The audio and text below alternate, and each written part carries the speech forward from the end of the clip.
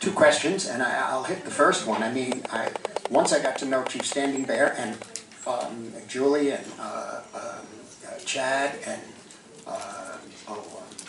so many of the others, Addie Roanhorse, all that. My people who work with me, Mary Ann Bauer and Lisa Frechette and all of them, started working very closely with them so that what I wanted to know was more about the culture, and I wanted to actually add more rituals and more cultural behavior. I was able to get 2 baby namings in, a wedding, the funerals. In effect, I wanted to make it almost, at times, a semi-documentary on the Osage Nation and the indigenous people, and the value of who they are, the values that we may have lost, you know, as white Europeans. I don't condemn it. I'm just saying that we may have we certainly have a different point of view, but the value of who they are and what they believe and how they live their lives, what they think is important in terms of their values, and what is the common denominator between us and them. And so, for me, that was something. And so I really relied very, very heavily on the information that Mary Ann got, and that I got from Julie, that I got from Chief Standing Bear, everybody around. To the point where sometimes people would be combative in a way. There was some activists who were saying, you know, you don't understand Osage culture, you don't understand what it is. When you're getting into this situation, you have to really, really, really be very, very careful and understand more about the people. So, for example, my grandmother used to tell me when I was a little kid, I was running around the house and all of a sudden this big storm hits. And my grandmother would say, stop, sit down, let the power of the storm pass over. And she said, because the storm is a gift from Wakanda, from God.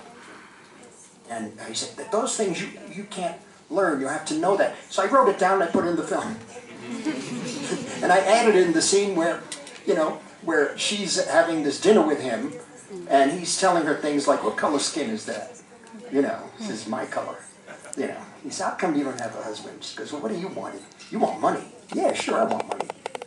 You know, but I want a good time too, so that she. And so all of this, why don't we admit he wants money? We admit it, you know? Then what is the attraction? Well, there's an attraction. This is between two people, you know? And so at that point, originally the scene was that she drank and he drank and she didn't get drunk and he did. And I said, that could be very funny. We could do all kinds of... I said, but what's more interesting is if the storm hits and she tells him, just keep quiet, sit and don't move. And for Leo, you know, that's very...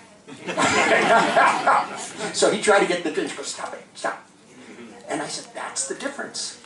That's what he learns. And by the way, as Ernest as a character, that's what he learns about Indigenous. He learns the respect for nature. He learns that respect. I don't know about the actual Ernest. I'm talking about the character in our film. In terms of can cinema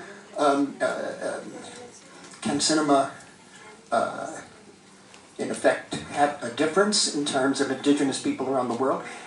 I certainly know you can get the word out. In fact, there's so much. There's so many documentaries, there's so much on television, there's so much on the internet. I guess I don't usually I don't use a computer, so I don't know. But I think the best way, though, if it can work, is if the aesthetic level is high. In other words, if you can make a good story, you know, rather than just coming out and giving a message. The messages I don't think anybody's going to listen to anymore. I don't think it's going to be, you have to grab the heart. You have to grab the heart and say, we are all people, you know. You know, yes, there are economic issues, yes, there's this, yes, there's that, but we're still deep down the same people with souls and hearts. And that would be a major step if that can happen.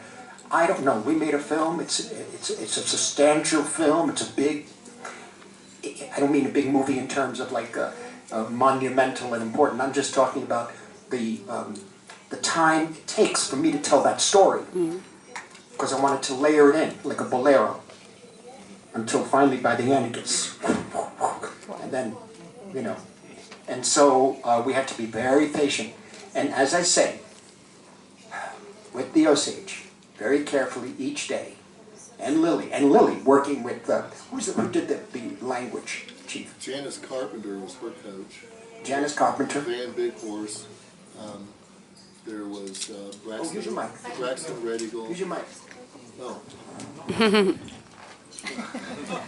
Braxton Redigal, Van Big Horse, Janice Carpenter, and Robert De Niro said his coach was Chris Cote. Chris Cote, who gave us the idea of the story of the, who gave Lily the idea of the story of the coyote. That was not in the script. So when she says to him in the car, "You're coyote, you're Shemazi," she says, I don't know if I got the right word. Is that the right? And he says, what is that word? She goes, "Shemazi." And he goes, "I don't know what that means, but it must be Indian for good-looking fellow." And she starts laughing. That was an improv. And once we had that, I knew they had their characters. You see. And so that became the basis of the film. Lily was very, very concerned in terms of presenting the indigenous in the right way. And to admit that she liked a good time. To admit that she loved this bum. This lowlife, charming lowlife, you know, which is not very far from other characters in my movies over the years. But he really is charming, you know. But they improvised that way. Many scenes, sometimes we did scenes, we wrote them in the morning. Sorry. I kept asking about lights. I don't know what the hell his problem was. Vamos con la segunda